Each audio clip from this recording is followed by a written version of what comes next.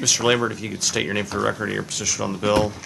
Sure. My name is Tim Lambert. I'm the president of the Texas Homeschool Coalition, and I am here today in support of SB 3. You know, I have to tell you that I've kind of had some deja vu today, as Yogi Berra would say, all over again. 30 years ago, when we started homeschooling our children, the state of Texas prosecuted us. The TEA prosecuted people, said that it was not legal. And we heard the arguments that parents were not qualified, that there was no accountability.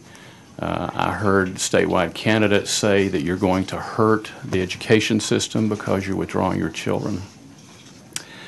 I'm happy to say that 30 years down the road, none of those things have been true.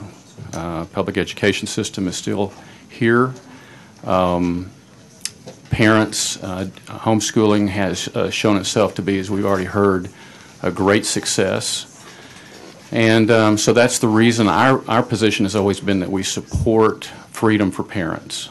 Just to readdress the issue of accountability, the studies all over the country show that homeschool students do 30 to 35 points above the national average, regardless of whether you're comparing students from a high regulation state like Pennsylvania or New York or a low regulation state like Texas. And I would submit to you that that is because you've got the consumer, in this case the parent, responsible for those decisions. Roughly how many homeschool children exist in the state of Texas, to your knowledge? We estimate 350,000 students. Right, and has that rate been increasing? It has, sir. And what type of rate of increase have you been seeing? 8 to 10% a year. Right, almost on a constant basis. Yes. Right, almost like property taxes. Okay. Maybe not quite that high. Right, I agree. And Tim, you made a comment about you're not just homeschooling the child involved. It's very important to elaborate on that. Well, it's exactly right. So these are the people who care most about the child, the parents. We've heard examples of that today, the sacrifices that parents make. And one of the interesting things about the studies of homeschool students and how they perform on tests is that they do not, in traditional studies of public and private schools, you can track the performance of students based on the educational level or the affluent level of the parent. That is not true among homeschool students. And we would suggest to you that it is, again, because these are parents who care about their children, are willing to do whatever they have to do to help them succeed. Who really care. Absolutely. Right. And I think what Senator Taylor's legislation is trying to open up avenues for parents and for those that really care to try to do their best with whether it's tax credit scholarships, educational savings accounts, etc., but to give everybody the chance that a homeschooler has, and everybody to get the chance in the great American experiment, because it's not just the education that they learn, it's what they do with it after they get it. So thank you both for your testimony. Senator. Thank you, Mr. Chairman. Mr. Lambert, Ms. Brooks, you both have been around education and the legislature both for quite a while, looking at what's going on. And we have heard a large number, a very loud voice coming back on this bill saying this will destroy homeschool by getting government into homeschoolers. It'll get government into private schools. Why are you not concerned about this?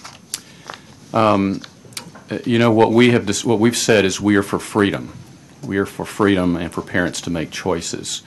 And we've looked at this bill. There is nothing in this legislation that is detrimental to homeschooling or parents. We can't fight what happens to the next legislative session. We have to focus on the one that is here today.